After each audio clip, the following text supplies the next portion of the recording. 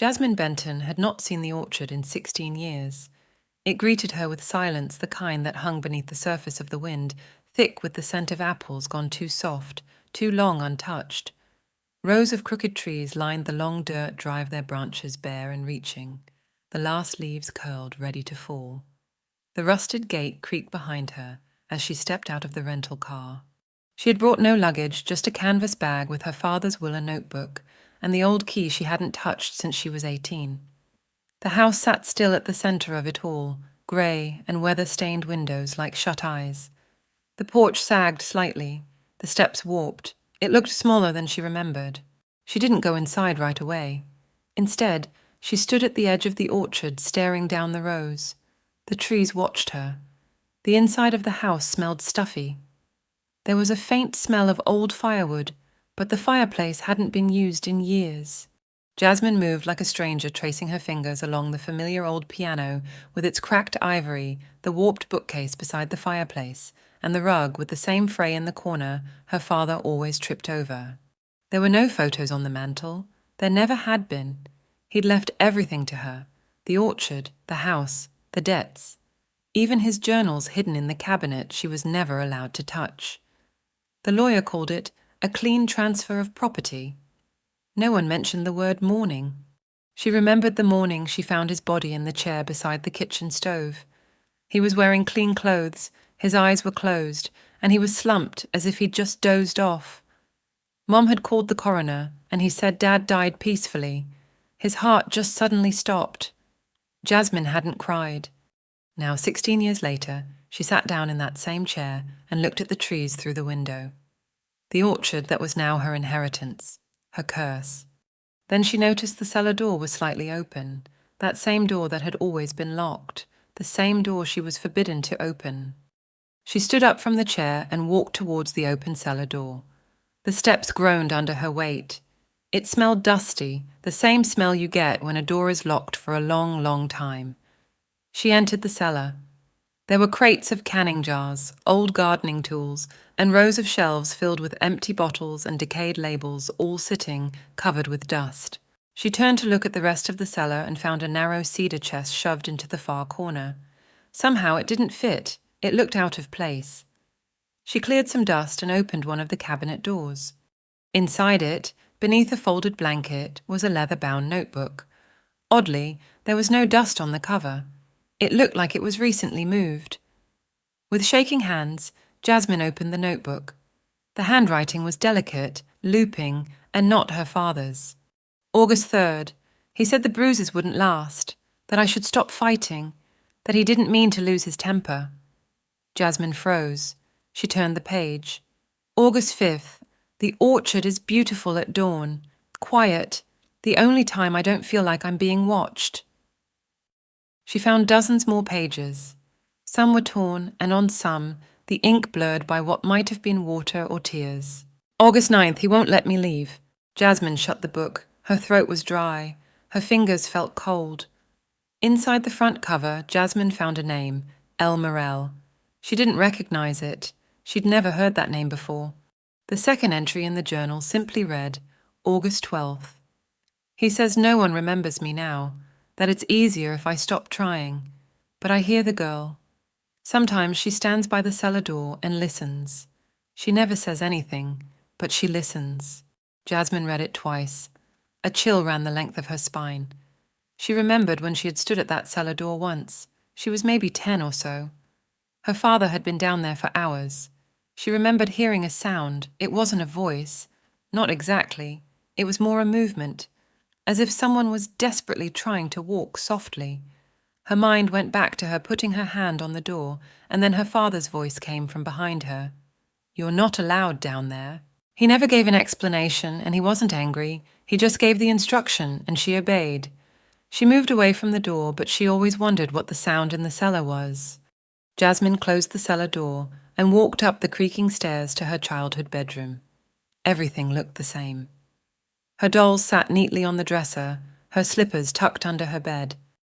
The next morning, Jasmine walked through the orchard. The frost had crept in during the night, leaving a crisp sheen on every fallen apple.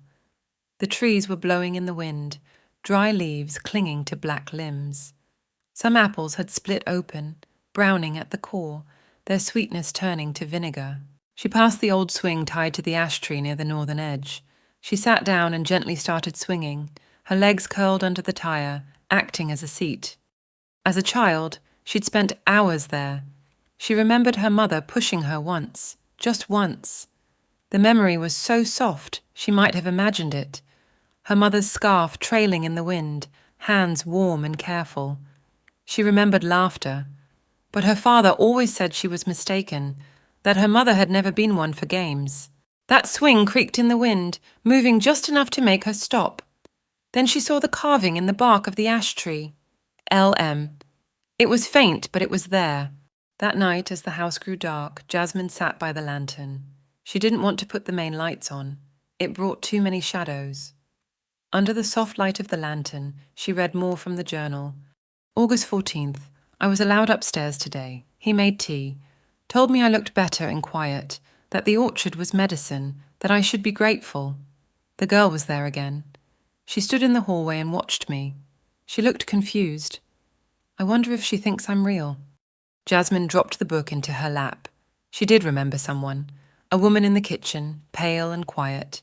It was a day she came home early from school. Later, when she saw her father, she asked him who it was. A patient, he'd said. Someone staying for a while. You weren't supposed to see her. What kind of patient? Not sick the way you think. Jasmine had accepted that answer. Now her stomach turned at the memory.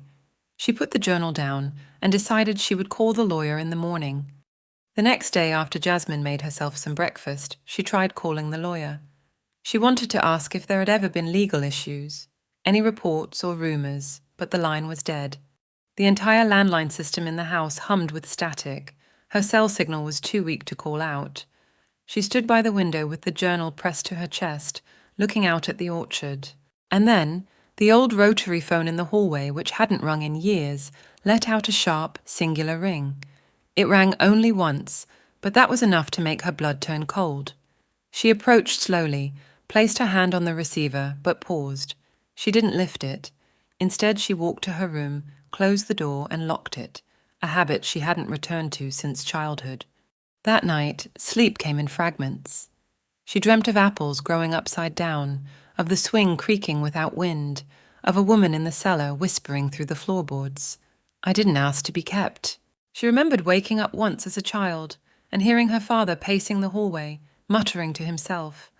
Her father didn't talk much about her mother. She remembered asking him about her mother again when she was 13. He'd stiffened. Stop trying to invent grief where it doesn't belong. Jasmine had learned to stop asking, but the memories were coming faster, pieces that had never quite fit. The woman who sometimes sang under her breath, the cupboard that was always locked, the time she found hair in the drain that wasn't hers. And always, the orchard. The journal was nearly full. She'd dreamt again of the orchard, not as it was, but as it might have been long ago.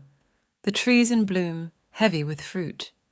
A young woman in a white dress kneeling in the soil, weeping quietly into her hands. She woke up with a heavy feeling in her heart. It was almost dawn when Jasmine returned to the cellar. She flicked the switch, and the light flickered once before dying completely. She carried the lantern this time. Last night, Jasmine had read every page but one of the journal. A final entry, pressed between two pages she hadn't noticed, was stuck together with time and something darker.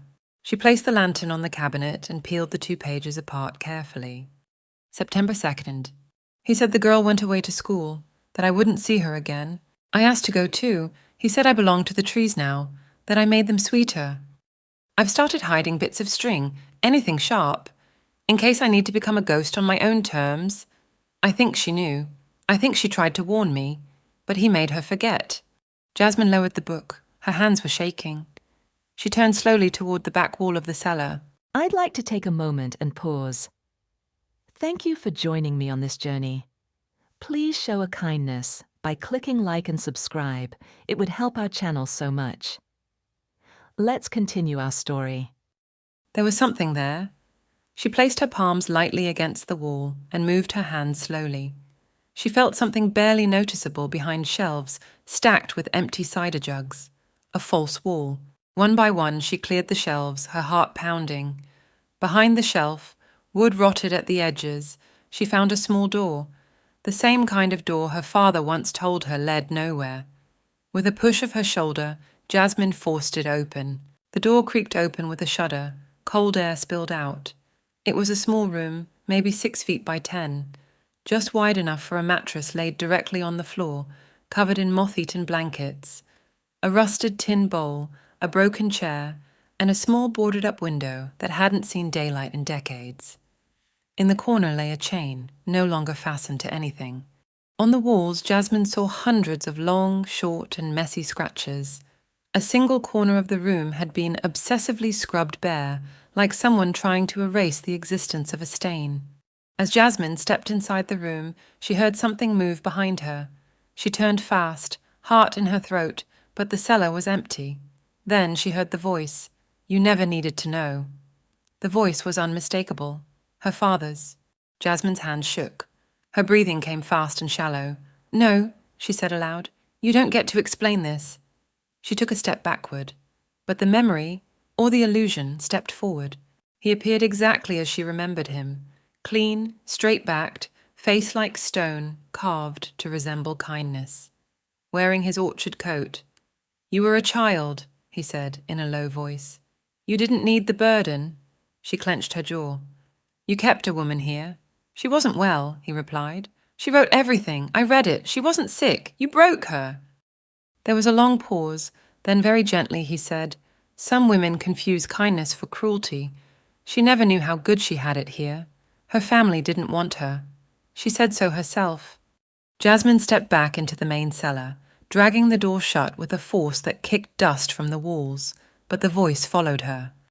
You were happier before the questions, before your mother started whispering her doubts, before she poisoned your head with guilt she didn't know what to do with. The words stopped her cold and she turned. What? Silence. Then the cellar darkened, like the air had shifted around the truth. Her father's voice spoke again, quieter now. She knew. Jasmine's stomach turned. All her life she'd remembered her mother as distant, soft-spoken and pale. Someone who moved like she was half sleepwalking. Someone Jasmine barely got to know before she died. She remembered her parents' fights behind closed doors, her mother crying sometimes into the kitchen sink. Once she looked at Jasmine and said, When you're old enough, leave. Don't become the fruit he can't eat. Jasmine hadn't understood it then, but she did now. Jasmine didn't sleep. She walked the orchard as the sky lightened the frost shining pale silver over everything. It smelled too sweet like sugar masking the rot. She could call the police. They would search the cellar, dig, identify what remained.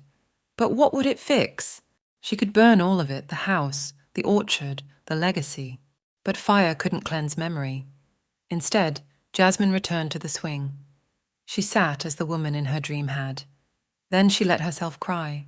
She cried for the girl she had been who knew something was wrong and buried it to survive. The wind blew softly.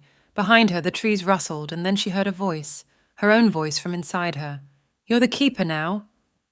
Jasmine stood, but she didn't look back at the house. 3 weeks later, she filed the deed transfer. A local woman recently widowed moved into the house. Jasmine never explained why the cellar was sealed. She only gave her the key to the orchard and left without another word. Back in the city, she changed her number. Sometimes she dreamed of apple trees blooming in strange patterns, of voices beneath the floor, of a woman in white whispering thank you.